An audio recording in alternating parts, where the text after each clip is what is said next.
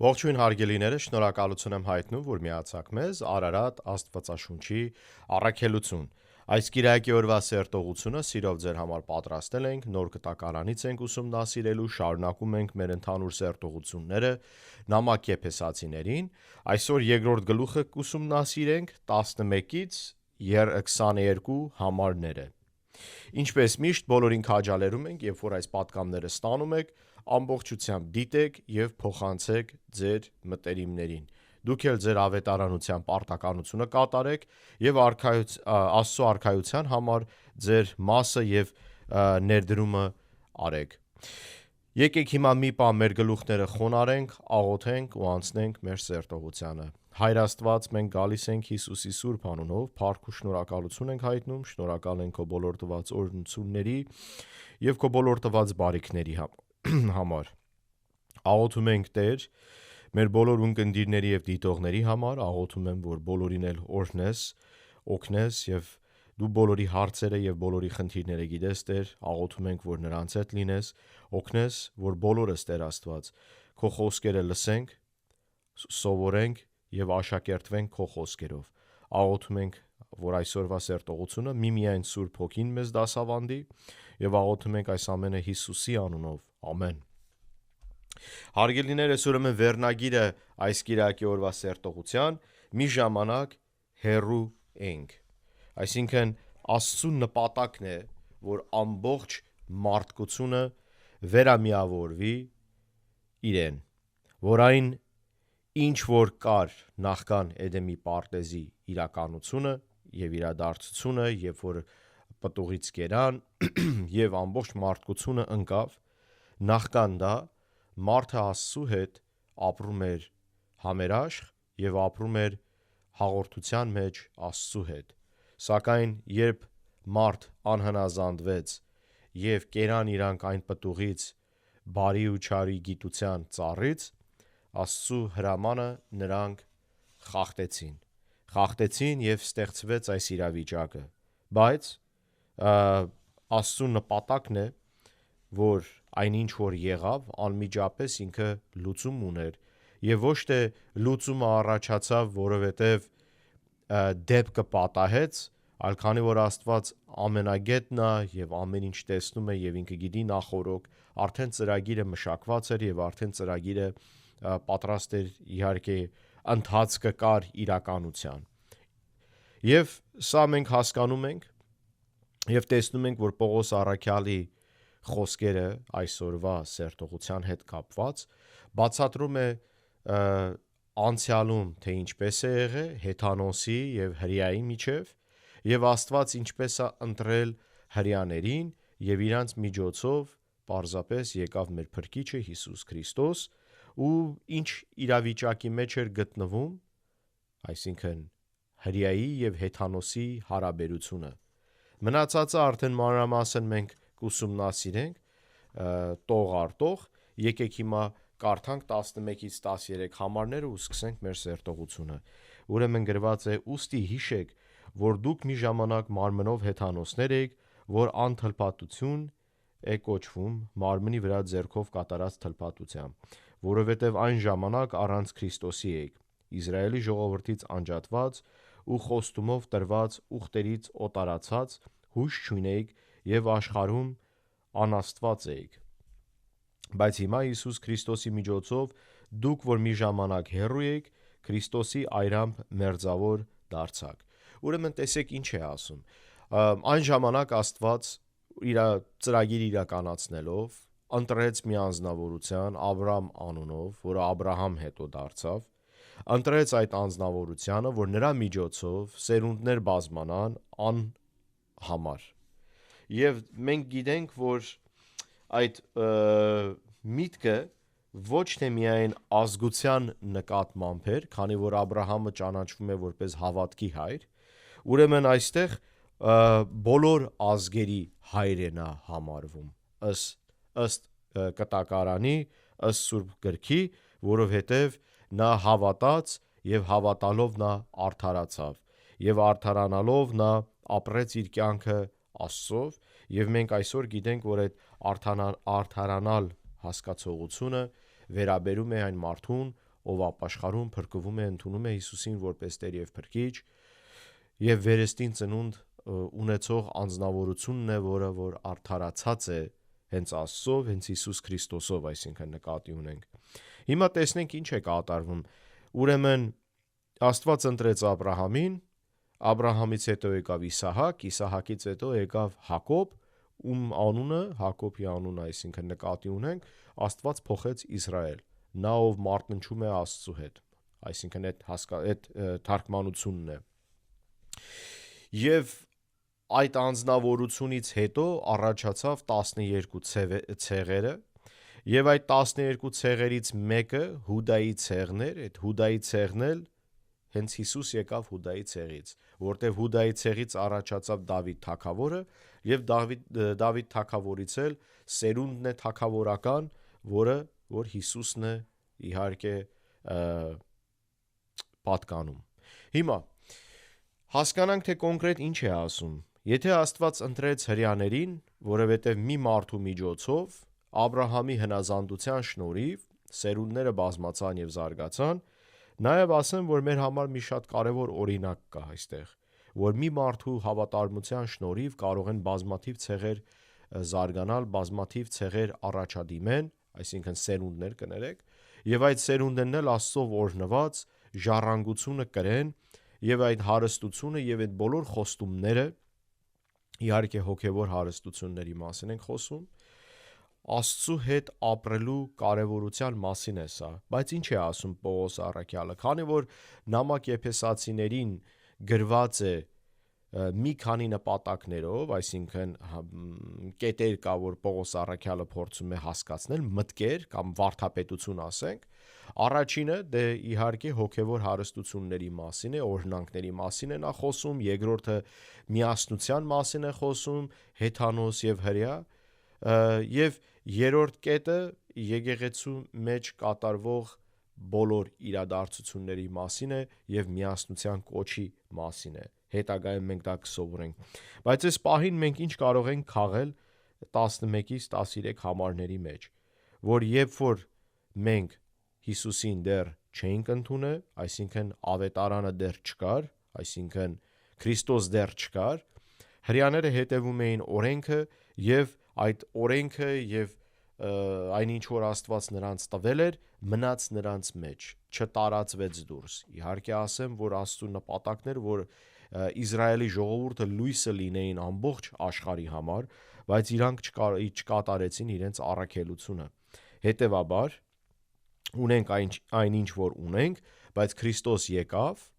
եւ մեզ տվեց փրկության լուրը եւ ճանապարհը, որով որ նրան հավատա կփրկվի։ Սա է պարզ իրականությունը։ Հիմա Պողոս առաքյալը դա է բացատրում, ասում է, որ մի ժամանակ մենք հեռու ենք ումից, հեռու ենք Աստծուց։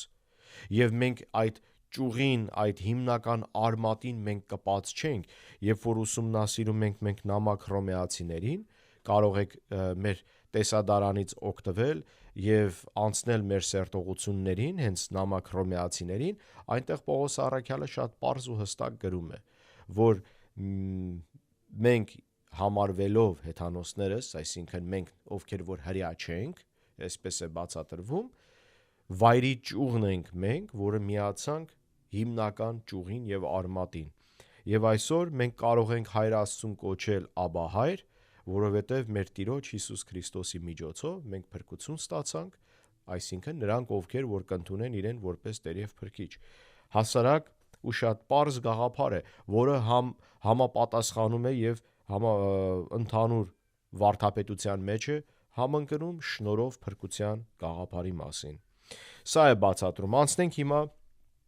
14-ից մինչև 16 համարները ուսումնասիրենք ու կարդանք ու ուսումնասիրենք։ Նա է մեր խաղաղությունը, որ երկուսին մեկ դարձրեց ու միջնորմ պատը թշնամությունը վերացրեց իր մարմնով, հրահանգների եւ պատվիրանների օրենքը ջնջելով, որպիսի իրենով երկու ժողովուրդներից մեկ նոր մարդ ստեղծի եւ խաղաղություն հաստատի, եւ իր խաչով երկուսին մեկ մարմնով Աստծու հետ հաշտեցնի նրանով թշնամությունն սպանելով։ Լավ, եկեք ուրեմն հասկանանք ինչ է ասում այստեղ։ Պաստորեն երկուսի միջև թշնամություն կար, որովհետև Աստված կանչել էր հրեա ժողովրդին, որ շարունակեին սրբության ընթացքի մեջ, հեռու մնալով մեկուսացված իրանք այս աշխարհից եւ աշխարհի կանոններից, ու իհարկե շեշտեմ, որ տեսեք, մեր Տերը Հիսուս Քրիստոսը վերջում աղոթում է իր առաքյալների համար եւ ասում է, որ ես չեմ խնդրում Հայր Աստված, որ դու իրանց այս աշխարհից հանես, այլ պաշտպանես, որովհետեւ մենք այս աշխարհում ենք, բայց այս աշխարհից չենք։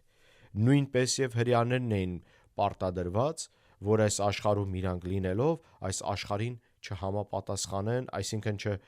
չմիանան եւ չենթարկվեն։ Եվ ինչպես որ մենք սովորեցինք անցյալ կիրակի օրվա սերտողության մեջ, նորից նամակ Եփեսացիներին, 2-րդ գլուխ 1-ից մինչև 3 համարները, գիտենք, որ այս աշխարհի տերն ու տիրակալը, այսինքն այս համակարգի սատանեն է, եւ այս աշխարհին համակերպվելը նշանակում է համակերպվել սատանու հետ։ Եվ հիմա կարծում եմ, որ շատերի համար միգուցե դժվար է դա, որովհետև մարդիկ սովոր են, որ անել ամեն ինչ, հարմարվեն, ճկունություն ունենան, առաջադիմեն, գոյատևեն նույնիսկ, եւ շատ օրինակներ կա այդպես, որ ուղղակի մենք աշխարհի հետ ընկեր չենք կարող լինել եւ չպետք է մենք այդպես մտածենք։ Մենք պետք է մտածենք, իմաստուն լինենք, այո, դրա համար առակների գիրքն ենք մենք ուսումնասիրում չորեքշաբթի օրերը, որովհետեւ առակների գիրքը մեզ տալիս է հսկայական հարստություն հոգեվոր, իմաստության, խորագիտության մասին եւ բոլոր քայլերը, որը մեր համար անհրաժեշտ է, որ այս աշխարհում մենք իհարկե լինենք հաջողակ նույնպես։ Աստծու կամքը չի, որ մենք ջարդրտվենք եւ այս աշխարհում մենք կոտորվենք, այլ Աստծու կամքն է, որ մենք շարունակենք իր ճանապարհով, հնազանդ լինելով իրան, հնազանդ լինելով նրա կամքին, հնազանդ լինելով նրա ծրագրին եւ իհարկե ինչպես Պողոս առաքյալն է մեզ սովորացնում, որ պատգամավորներ լինենք Հիսուս Քրիստոսի, ավետարանի լուրը մենք տարածենք ամբողջ աշխարհով մեկ։ Իհարկե դրա ընթացքը վտանգներ էլ կա, որովհետև երբ որ Հիսուսին ընդունում ես, արդեն դառնում ես թշնամի սատանուն։ Եվ մեր վրա ուղղակի այդ նշանը դրված է, որ սատանու թշնամի լինելով ամեն տեսակի խնդիրներ եւ ձախողություններ հնարավոր է մեր առջև գա, այսինքն թակարդներ սատանու եւ պետքա մենք զգուշ լինենք։ Հիմա այստեղ ինչ կապ ունի այս ամեն ինչը դե պարզա 14-ից 17 համարների հետ կապված։ Ուրեմն ասեմ, որ կամ 16 համարը մինչև այստեղ կարևոր հարցը այն է, որ Հիսուսով բոլոր ազգերը փրկության հնարավորություն ունեն։ Եվ Հիսուսով բոլոր ազգերը այլևս չեն առանձնացրած որպես հեթանոս եւ հրեա, այլ բոլորը մեկ են համարվում եւ կազմում են տիեզերական եկեղեցին։ Իսկ այդ եկեղեցին ընդհանուր գլոբալ եկեղեցու մասին է խոսքը, բոլոր հավատացյալներ, հավատացյալ, որը գտնվում է Իտալիայում, հավատացյալ, որը գտնվում է Ճապոնիայում, հավատացյալ, որը գտնվում է Արգենտինայում կամ հավատացյալ Ամերիկայում կամ տարբեր տեղերում, բոլորն էլ համարվում են Աստծու զավակներ, ովքեր որ ընդունել են Հիսուսին որպես Տեր եւ Փրկիչ, ապաշխարել, փրկվել են, վերստին ծնունդ ունեն,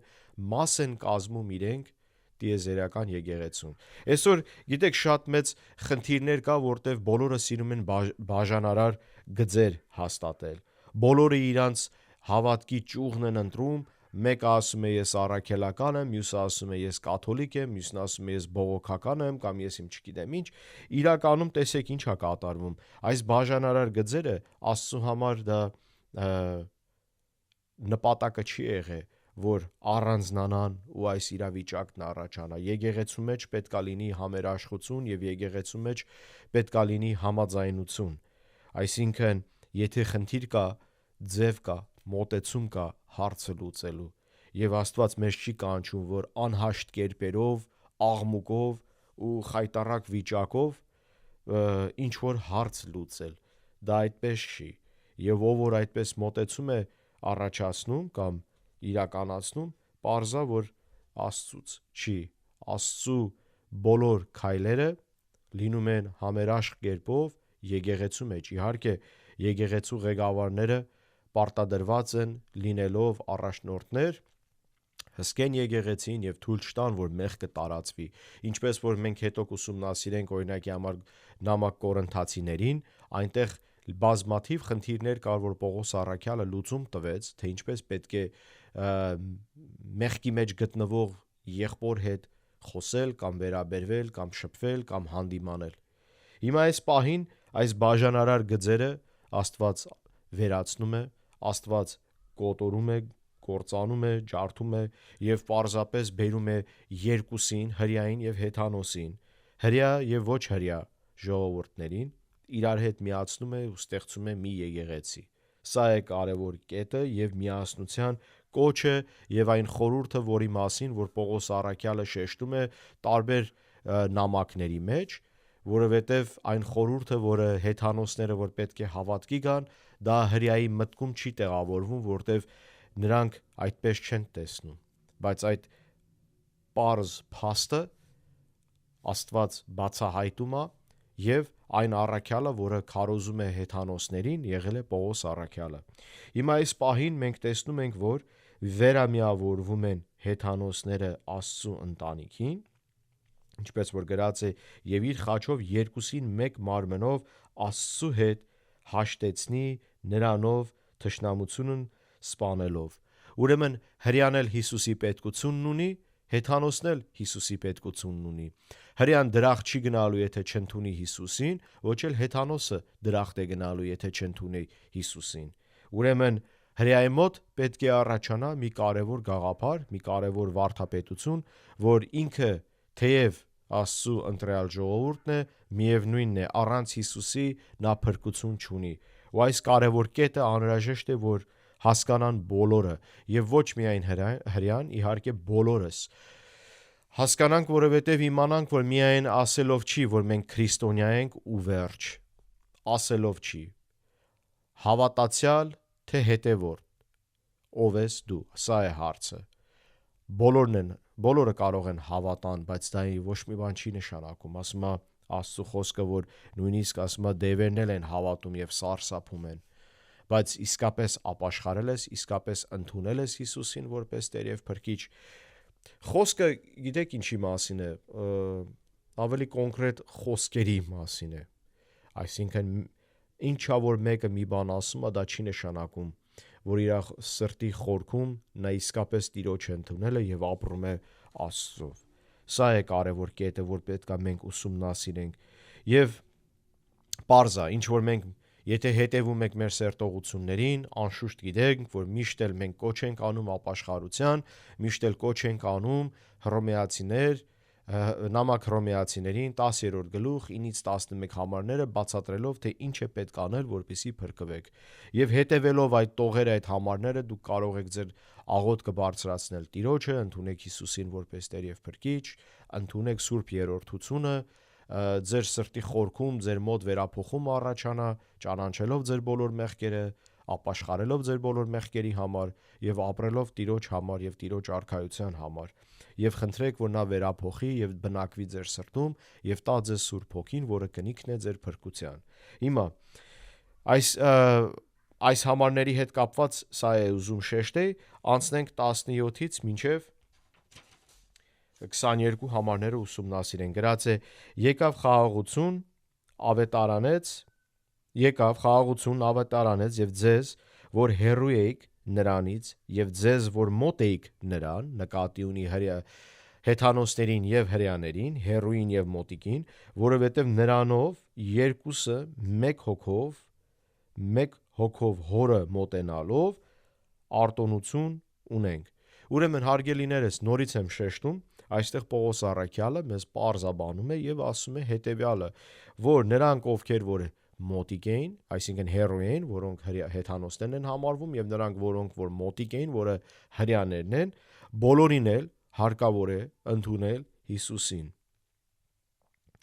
Եվ այստեղ անհրաժեշտ է, որ մեկ հոգով հորը մոտենալու արտոնություն ունենք։ Ուրեմն մենք Սուրբ Հոգով երկնավոր հորը մոտենալու հնարավորություն ունենք, որտեվ ով է մեր վրա աշխատում, մեր սրտների վրա աշխատում, որ մեզ ապաշխարության բերի, իհարկե դա Սուրբ Հոգին է, որտեվ Սուրբ Հոգու նպատակն է, որ հանդիմանի բոլորին եւ բոլորի վրա աշխատելով նրանց մեղքերը իրենց առջև բերի եւ պարզապես նրանց զղջալու եւ մեղքերի թողության կոչի բերի, եւ եթե դու լսես ձայնը Սուրբ Հոգու եւ կատարես կամքը, որը ապաշխարությունն է, միասնությունն է Աստծո ընտանիքին, ուրեմն պարզա որ կփրկվես։ Բայց եթե մերժես, մեր Տերը Հիսուս Քրիստոս բացատրում է, որ Սուրբ Հոգու դեմ այդ հայոյանքը չի ներվի, այսինքն եթե Սուրբ Հոգին ձեր վրա գործ է անում եւ դուք չեք ընդունում Սուրբ Հոգուն, ապաշխարություն չեք ունենա, ապաշխարություն չունենաք, փրկություն չեք ունենա։ Փրկություն չունենալու դեպքում էլ ձեր մեղքերը չի ներվելու եւ պարզապես դժոխք է գնալու մահից հետո։ Շատ պարզ ու շատ դաժան իրականություն է, որ պետք է բոլորս էլ այդ իրականության հետ ոնց ասեմ, ավելի հասկանանք եւ փոխվենք, համակերպվենք ընդունելով Աստծուն, որպեսզի հոգեվոր փրկություն ունենանք։ Իսկ 19 համարի մեջ գրած է ուրեմն այսուհետև այլևս օտար ու պանդուխտ չեք, խոսքը հեթանոսների մասին է, այլ սրբերի համաքաղաքացիներ եւ Աստծո ընտանիքի անդամներ։ Ուրեմն տեսեք ինչ աստիճանի եւ մակարդակի ենք մենք բարձրանում ենք Տիրոջ ընտանիքին միավորվելով եւ Աստծո ընտանիքին մաս կազմելով։ Առաքյալների ու մարգարեների հիմքի վրա շինված, որի անկյունաքարը Քրիստոսն է։ Ուրեմն մեր զորագլուխը Հիսուս Քրիստոսն է, եկեղեցու գլուխը Հիսուս Քրիստոսն է, եւ ոչ մի եկեղեցի չի կարող ասել, որ իրենց առաջնորդը կարող է համարվել, այսինքն ինչպես որ որոշ եկեղեցիներ կան, որ այս գաղափարն են ընդունում, որ կա ինչ որ մի անձնավորություն, որը Քրիստոսի ներկայությունն է ուղիղ կերպով այս աշխարհում եւ ձևավորում են իրենց այդ այսինքն այդ ստատուսով, այսինքն այսպես ասած գլուխը եկեղեցու Քրիստոսն է, ուրիշ ոչ մեկ։ Կարող են լինել հոգևոր հովիվներ, որ առաջնորդում են հոտին, բայց նրանց դերը որպես գլուխ եկեղեցու չի կարող համարվել։ Գլուխը միայն Քրիստոսն է։ Նրա մեջ ամբողջ կառույցը ներդաշնակորեն միավորված աճում է, որպեսզի Տիրոջով սուրբ տաճար դառնա, որի մեջ դուք էլ նրա հետ կառուցվում եք իբրև Աստծու բնակարան հոգու միջոցով։ Խոսքը Սուրբ Հոգու մասին է։ Ուրեմն Աստված ստեղծեց մի կառույց, այդ կառույցը կոչվում է եկեղեցին։ Իսկ եկեղեցու ամեն մի քարը մենք ենք յուրաքանչյուր հավատացյալներս։ Եվ մենք, ինչպես որ Քրիստոսն է մեզ բացատրում, իր մարմնի մասն ենք մենք, Սուրբ Գիրքը, այսինքն, եւ Սուրբ Գրքի մեջ գրված է, որ լինելով մարմինը Քրիստոսի, մենք համարվում ենք եկեղեցին, եւ այդ գործը, ինչ որ Քրիստոս անում է եկեղեցին կառուցելու եւ հաստատելու համար, ինչպես ասացի, մենք այդ մարմնի մասն ենք։ Եվ ամեն մեկիս մեջ, ամեն մեկիս վրա Աստված իր գործն է կատարում, որպեսզի մեզ վերափոխի, որ նմանվենք իր որդուն Հիսուս Քրիստոսին։ Եվ դա սա կատարվում է Սուրբ Հոգու միջոցով, այսինքն մենք ստանում ենք Սուրբ Հոգին, երբ որ ապաշխարում փրկվում ենք, վերստին ծնունդ ենք ունենում, կնիքն է դա փրկության, եւ Սուրբ Հոգին ընդմիշտ բնակվում է մեր մեջ։ Անցյալում, այսինքն հին ուխտի մեջ, Սուրբ Հոգին պահ առ պահ կարող էր մարդկանց վրա գալ, մարգարեները մարգարեանան եւ այլն, եւ կամ օրինակի համար Սամսոնի օրինակով ուժեր գալ իր վրա եւ հրաշքներ էր գործում, բայց ասեմ ձեզ, որ հիմնական չէր Սուրբ Հոգու ներկայությունը մարդկանց մեջ, որովհետեւ դեռ մեղքի խնդիրը մեկընդմիշտ չէր լուծվել։ Եվ երբ որ Սուրբ Հոգին իջնում էր նրանց վրա, գործեր կատարում, գործը ավարտելուց հետո նրանցից հեռվանում էր։ Բայց այսօր մենք ունենք մի նոր եւ տարբեր իրավիճակ, այսինքն այսօրվա իրականությունը այն է, այն ինչ որ 2000 տարի առաջ տեղի ունեցավ Քրիստոսով, խաչի շնորհիվ, Աստծո շնորհիվ, Քրիստոսի արածով, պարզապես լինելով վերջին զոհը, մենք հիմա ունենք փրկության միջոց եւ դա բոլորին ազատ կերպով տված է եւ ասեմ նորից, որ փրկությունը մեր արժանինքների վրա հիմնված չի։ Ուրեմն հարգելիներս, եկեք այսօր այսքանով ավարտենք, Կարևոր կոչը այն է, որ եթե դեռ չես ընդունել Հիսուսին, այսօր այն ժամանակն է ու պարզ աղոթք է, կարող եք ընդամենը հասկանաք եւ լսեք ձայնը Սուրբ Հոգու, որ ձեզ կանչում է դեպի փրկության եւ ասեք. Տեր Հիսուս, ես ընդունում եմ քեզ որպես Տեր եւ Փրկիչ, խնդրում եմ ներես իմ բոլոր մեղքերը, ներողություն եմ խնդրում իմ կատարած մեղքերի համար, աղոթում եմ ինձ սպիտակ ձյան նման մաքրես, արդարացնես, սրբես, մաքրես եւ խնդրում եմ, որ իմ գիրքը, իմ անունը գրես քո կյանքի գրքի մեջ, այսուհետ բնակվի իմ սրտում եւ ընդունում եմ քեզ որպես Տեր եւ Փրկիչ։ Ընդամենը այդքան բան։ Եվ այդ աղոթքից հետո ապրիր քո կյանքը Աստծով եւ Աստծո վրա հիմնված, կարդալով, սովորելով Աստծո խոսքը, որ աշակերտվես Աստծո խոսքով, եկեղեցի հաճախի, շարունակական, ոչ թե մի անգամ, ոչ թե տարին մեկ, ոչ թե տարին երկու անգամ, անհրաժեշտ է, որ եկեղեցու մեջ մաս կազմեք եւ խնդրես Տիրոջը, որ սկսի քո վրա աշխատել։ Ու դրանից հետո արդեն կառաջանա հնարավորություն, որ հոգու պարգևներն էլ Տերը քեզ կզորացնի եւ կբացահայտի եւ այդ հոգու պարգևներով էլ եկեղեցու մեջ ծառայություն կկատարես, Աստծո խոսքը կավետարանես,